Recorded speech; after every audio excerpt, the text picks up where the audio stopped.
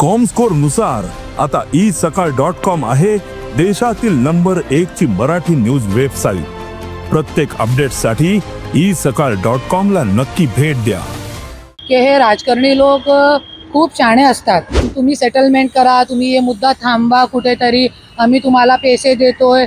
न्यायालयामध्ये पर्ली कोर्टामध्ये 4 एप्रिलची डेट दिलेली आहे।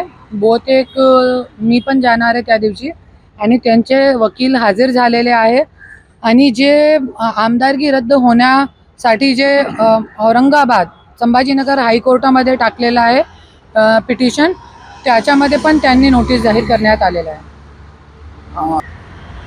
चांगली गोष्ट आहे, दिशा सानियांना न्याय भेटायला पाहिजे, माझी पण इच्छा आहे आतून।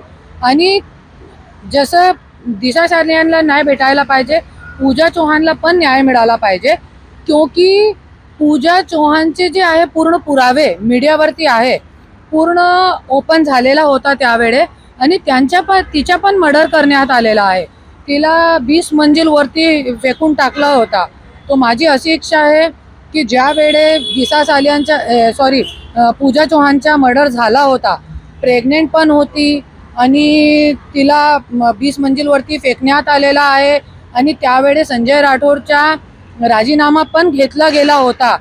पण परत हे मुद्दा शांत झाला, नंतर परत आता मंत्री आहे। तो आज जे सत्ताचा गैरवापर करणारे लोक आहे, आपल्याला सत्तामध्ये नकोय, त्याच्यासाठी मी पाव उचलणार आहे आणि मी स्वतःचे जे पक्ष आहे स्वराज्य शक्ती सेना त्या माध्यमातून मी खटला पुन्हा टाकणार आहे। कशा मिळू शकतो, एकच विधान भवनामध्ये जरी बसलेले आहे तो कशा मिळू शकतो आणि आता पण त्या लढू शकतात चित्राताई। पण त्यांनी बहुतेक मला असं माहीत पडलं होतं की त्यांनी माघार घेण्याची ॲप्लिकेशन टाकली आहे।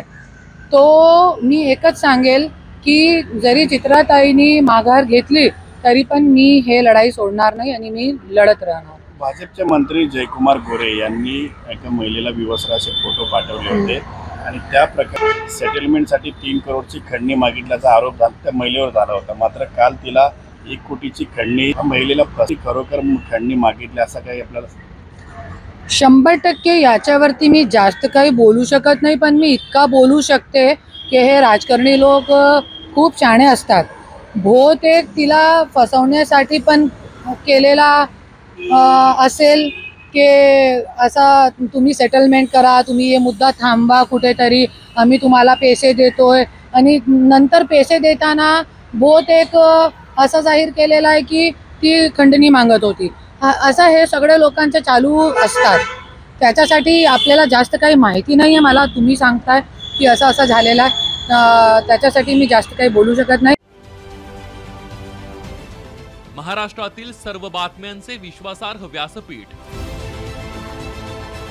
सकाळच्या सर्व सोशल मीडिया प्लॅटफॉर्मला लाईक, फॉलो आणि सबस्क्राईब करा। तसंच सर्व नोटिफिकेशनसाठी बेल आयकॉन प्रेस करायला विसरू नका।